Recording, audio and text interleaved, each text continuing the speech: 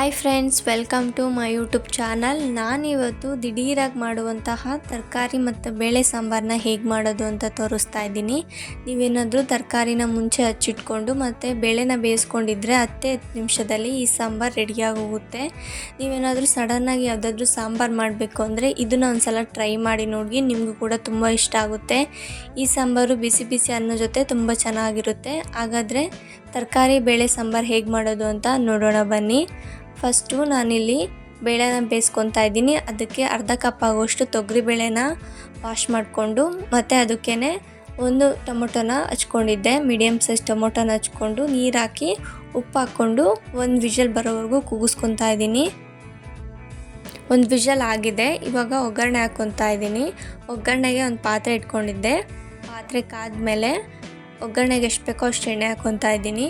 ಎಣ್ಣೆ ಕಾದ್ಮೇಲೆ 1/4 ಸ್ಪೂನ್ ಆಗೋಷ್ಟು ಸಾಸಿವೆ ಮತ್ತು 1/4 ಸ್ಪೂನ್ ಆಗೋಷ್ಟು ಜೀರಿಗೆ, ಹಾಗೆ 2 ಒಣಮೆಣ್ಸಿನ್ಕಾಯಿ ಮತ್ತು ಕರಿಬೇವನ್ನ ಹಾಕ್ಕೊಂಡು ಜೊತೆಗೇ ಒಂದು ಮೀಡಿಯಮ್ ಸೈಜ್ ಈರುಳ್ಳಿನ ಕಟ್ ಮಾಡಿ ಇಟ್ಕೊಂಡಿದ್ದೆ.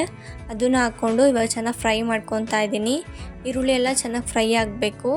ಕಲರ್ ಚೇಂಜ್ ಆಗೋವರೆಗೂ ಫ್ರೈ ಮಾಡ್ಕೋಬೇಕು. ನೋಡಿ, ಇವಾಗ ಈರುಳ್ಳಿ ಎಲ್ಲ ಚೆನ್ನಾಗಿ ಫ್ರೈ ಆಗಿದೆ. ಇವಾಗ ತರಕಾರಿಗಳನ್ನ ಹಾಕ್ತಾಯಿದ್ದೀನಿ. ನಾನಿಲ್ಲಿ ಕ್ಯಾರೆಟು, ಬೀನ್ಸು ಮತ್ತು ಆಲೂಗೆಡ್ಡೆ ಜೊತೆಗೆ ನುಗ್ಗೆಕಾಯಿನ ತೊಗೊಂಡಿದ್ದೀನಿ.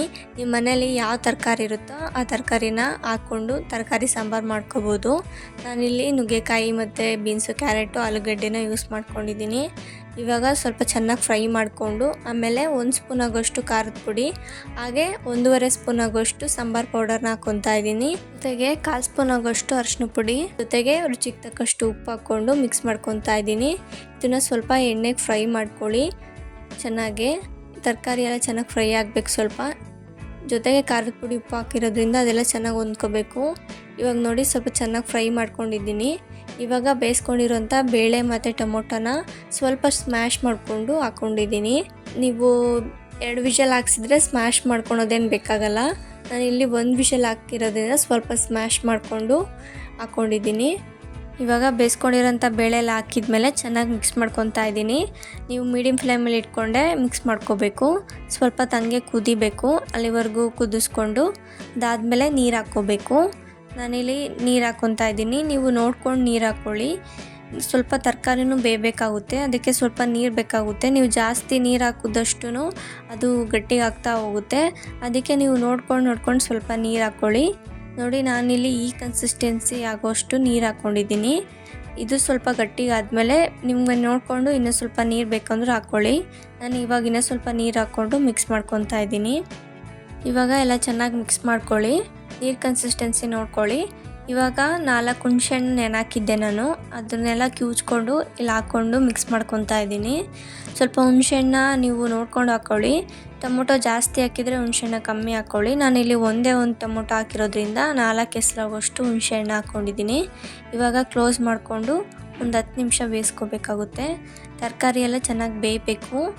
ನೋಡಿ, ಇವಾಗ 10 ನಿಮಿಷ ಆಗಿದೆ, ಚೆನ್ನಾಗಿ ಬೆಂದಿದೆ. ಇದ್ರ ಮೇಲೆ ಫೈನಲ್ ಆಗಿ 1-2 ಸ್ಪೂನ್ ಆಗೋಷ್ಟು ಕಾಯಿ ತುರಿನ ಹಾಕ್ಕೊಂಡು ಮಿಕ್ಸ್ ಮಾಡ್ಕೊತಾ ಇದ್ದೀನಿ. ನೀವು ಉಪ್ಪನ್ನ ಇವಾಗೇ ನೋಡ್ಕೊಳ್ಳಿ. ಉಪ್ಪು ಖಾರ ಏನಾದರೂ ಕಮ್ಮಿ ಆಗಿದ್ದರೆ ಹಾಕ್ಕೊಂಡು ಇನ್ನೊಂದು ಕುದಿ ಬರೋರು ಕುದಿಸ್ಕೊಂಡು ಸರ್ವ್ ಮಾಡ್ಕೊಳ್ಳಿ. ಇವಾಗ ಫೈನಲ್ ಆಗಿ ಸಾಂಬಾರು ರೆಡಿಯಾಗಿದೆ. ನೋಡಿ, ನಾನಿಲ್ಲಿ ಬಿಸಿ ಬಿಸಿ ಅನ್ನ ಜೊತೆ ತರಕಾರಿ ಸಾಂಬಾರನ್ನ ಸರ್ವ್ ಮಾಡ್ಕೊತಾ ಇದ್ದೀನಿ. ತುಂಬ ಚೆನ್ನಾಗಿತ್ತು. ಮದುವೆ ಮನೆಗಳಲ್ಲಿ ಮತ್ತು ಹೋಟೆಲ್ಗಳಲ್ಲಿ ಈ ಥರ ತರಕಾರಿ ಮತ್ತು ಬೇಳೆ ಸಾಂಬಾರನ್ನ ಮಾಡ್ತಾ ಇರ್ತಾರೆ. ನಾನು ಇದೇ ರೀತಿ ನಮ್ಮ ಮನೇಲಿ ಮಾಡೋದು. ನೀವು ಒಂದು ಸಲ ಇದೇ ರೀತಿ ಮಾಡಿ ನೋಡಿ, ನಿಮಗೂ ಕೂಡ ತುಂಬ ಇಷ್ಟ ಆಗುತ್ತೆ. ನಿಮ್ಮ ಮನೆಗೆ ಸಡನ್ನಾಗಿ ಯಾರಾದರೂ ನೆಂಟರು ಬಂದರೆ ಈ ಥರ ಸಾಂಬಾರು ಮಾಡಿ ಬಡಿಸಿ ಅವರು ಕೂಡ ತುಂಬ ಇಷ್ಟಪಟ್ಟು ತಿಂತಾರೆ. ನೀವು ಒಂದು ಸಲ ನಿಮ್ಮ ಮನೇಲಿ ಟ್ರೈ ಮಾಡಿ. ಎಷ್ಟು ಜನಕ್ಕೆ ಬೇಕಾದರೂ ನೀವು ಈ ಸಾಂಬಾರನ್ನ ಮಾಡ್ಕೋಬೋದು. ಇದೇ ಥರ ರೆಸಿಪೀಸ್ಗೋಸ್ಕರ ನನ್ನ ಚಾನಲ್ನ ಸಬ್ಸ್ಕ್ರೈಬ್ ಮಾಡ್ಕೊಳ್ಳಿ. ಈ ವಿಡಿಯೋ ನಿಮಗೆ ಇಷ್ಟ ಆಗಿದ್ದಲ್ಲಿ ಪ್ಲೀಸ್ ಲೈಕ್ ಮಾಡಿ ಮತ್ತು ಶೇರ್ ಮಾಡಿ. Thank you for watching the video.